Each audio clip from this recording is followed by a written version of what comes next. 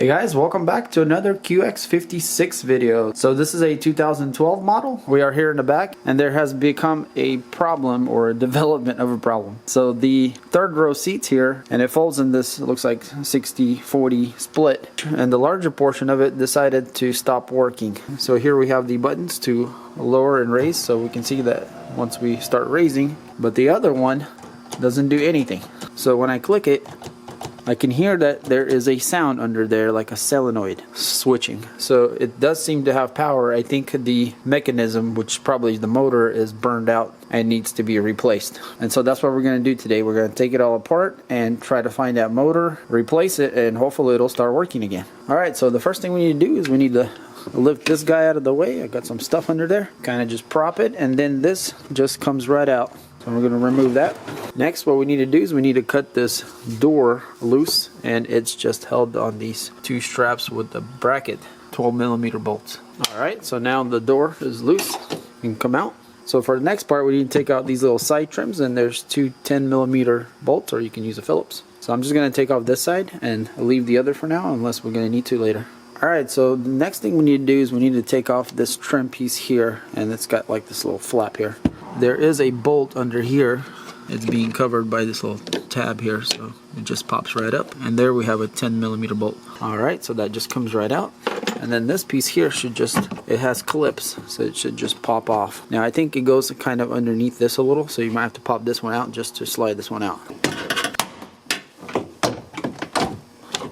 So there's a Velcro here in the back. And here we can see a little closer where our motor is. So by the looks of it, it looks like I think we're going to have to take apart more than I thought. So I think we need to go ahead and take this trim off and this trim, because it looks like we're going to have to take this plate off so we can get to electronics and motor a little easier. Alright, and so here we can see the other side a little better since the seat is laying down. And we can see here the motor looks like spins a shaft that, you know, brings it up and down. So let's go ahead and operate it and see how it works. Okay. Alright, so just a motor spinning a shaft. So it's a pretty simple design, looks like. I'm going to go ahead and take this plate off here.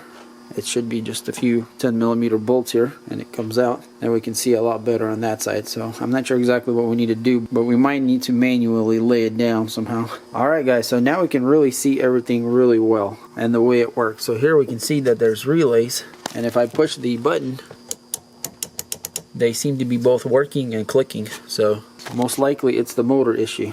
Now on the motor, there are 3 Phillips bolts, one on the bottom, and I went ahead and took these out to see if maybe I can manually lay it down. I'm not sure if I need to, but it seems like it would be a lot easier to work on, because once it lays down, it kind of gets out of the way of everything. And plus we can kind of see a little better what we should do next. So once you take those little 3 bolts off, the whole housing here comes right off. And that's where the magnets are. And over here we can see the motor, and we can actually manually spin this. You have to spin it a lot, but it is moving. I don't know if you guys can see, but it's moving very slow. So I'm thinking about maybe getting a drill or something and speeding things up. And the reason I'm trying to fold it, because I'm trying to figure out how to take the motor out, because it doesn't look like there's a rod that goes through there, but how do you slide it out? It doesn't seem like it wants to slide out. So I'm not sure if the whole chair needs to come out and then worked on the outside of the vehicle, or maybe there's a way to slide it out in there. So, but we're gonna figure that out. I'm gonna go ahead and lower the seat down. Alright, so just a little update. So it's taking forever to lay this thing down, but I realized that once I got, you know, farther and farther down, that this thing really kind of lifted up and went out of the way. So there was a nut here that's holding the motor. Once you undo that, the motor travels free, and then you can kind of pull it out of the bracket and it moves around. And so then you're able to point this up where I can get this drill over it and spin it with the drill, and it's going down much faster. As you guys can see, it's traveling at a more decent rate. So the motor spins quite fast to operate this thing. Alright, so the seat is all the way down, and now everything is exposed. So I took a closer look of how to maybe pull this rod out, and I don't know if you guys be able to see, but there's a little retainer right on the end of it that's holding it from sliding that way. So I'm thinking if I take that little retainer out, there's enough space here to slide where I can pull this motor out of it. So that's the plan. Alright, so I was able to pry it off, and this is what it looks like. So it looks like it's just some kind of compression style washer that compresses on the outside of that. So now theoretically this should just slide out. Okay, there it goes. It's sliding out. And there it is coming out the other end. We're going to go as far as we can, and we should be able to get the motor out now. And there we go. The motor's out. Alright, so here is a new motor I bought. Well, actually a used one that I got off of eBay. So this is our old one here. And it looks like our parts numbers match up perfectly. So it is the correct one. Now these are pretty hard to find because there's only one listing. If you can't find one and you need one, you might have to buy one from the dealer. I'm not sure how much they cost, but I might have overpaid for this one because I paid like $80 for it, which is kind of high, but especially being used. Sometimes we don't have a choice, you know, when we got to get things fixed quick. So I'm pretty excited to put this back in there, and hopefully it'll start working, so we should be able to see shortly. So putting it back is quite simple. We're just going to thread the rod through there.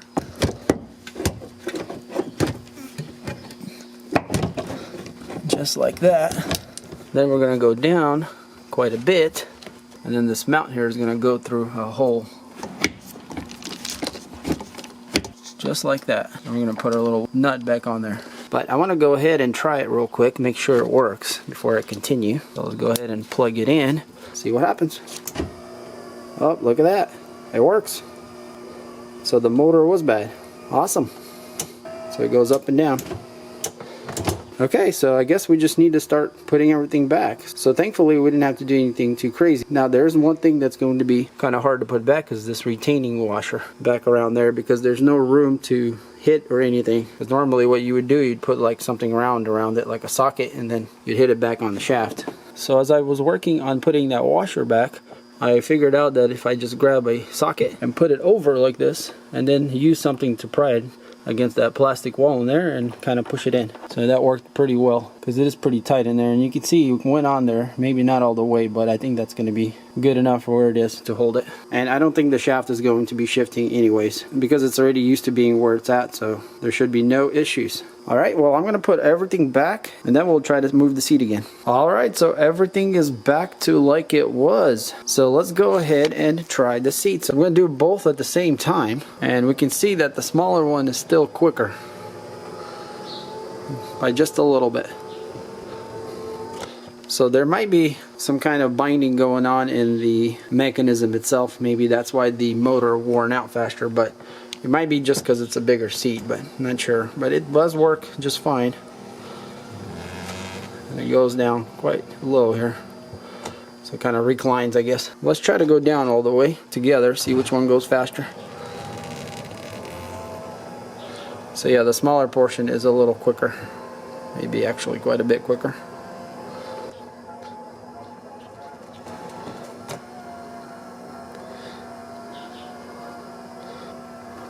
But either way, that's okay, because now we have the option of laying the seats down and having a huge cargo area.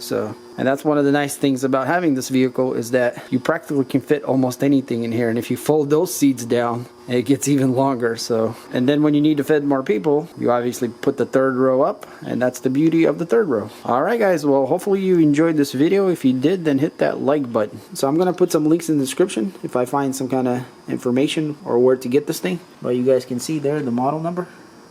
And also I got quite a few other videos of this vehicle. Check that out. So thanks for watching, and I'll see you later.